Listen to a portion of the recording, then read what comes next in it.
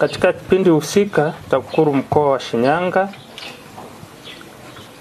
yaani kuanzia Januari hadi Machi 2024-2025, imefanikiwa kuzuia au kudhibiti mali za umma baada ya kufanikisha kudhibiti kiasi cha shilingi milioni 92,160,000 ambazo zilikuwa zimefujwa na viongozi wa chama cha msingi Ibambala, halmashauri ya wilaya Ushetu.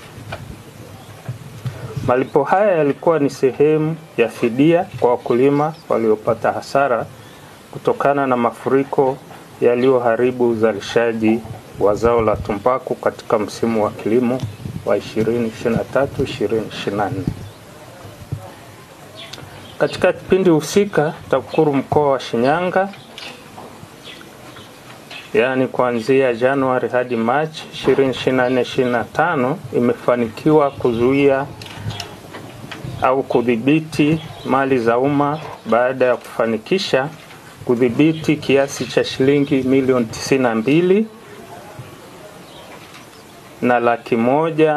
92,160,000 ambazo zilikuwa zimefujwa na viongozi wa chama cha msingi Ibambala, halmashauri ya wilaya Ushetu. Malipo haya yalikuwa ni sehemu ya fidia kwa wakulima waliopata hasara kutokana na mafuriko yaliyoharibu uzalishaji wa zao la tumbaku katika msimu wa kilimo wa 2023-2024.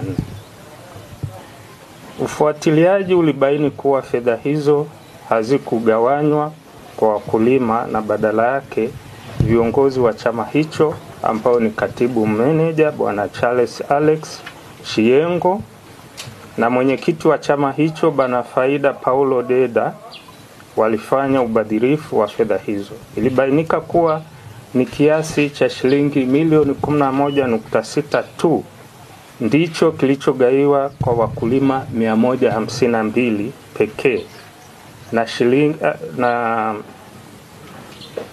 kiasi cha shilingi milioni 151.5 kiliweza kuangukia mikononi mwa watu 4 tu ambao ni mwenyekiti wa chama hicho Faida Paul Deda aliyejilipa shilingi milioni 53.5, katibu meneja wa chama hicho Bwana Charles Alex Shiengo aliyejilipa jumla ya shilingi milioni 58,300, mke wa katibu meneja Bi Lucy Masanja Gidabita aliyejilipa shilingi milioni 34,580,000 na mtoto wa katibu meneja Bwana Charles Masanja ambaye alilipwa jumla ya shilingi milioni 5,583,519. Kiasi cha fedha kilichofujwa na viongozi wa chama cha msingi cha ushirika kilikuwa ni shilingi milioni 151.5. Na katika ufuatiliaji wetu kiasi cha shilingi milioni 92.16 kimeshadhibitiwa, kwa maana kwamba fedha hizi zote zimesharudi kwenye akaunti ya AMCOS. Kiasi kilichobaki kinaendelea kufuata.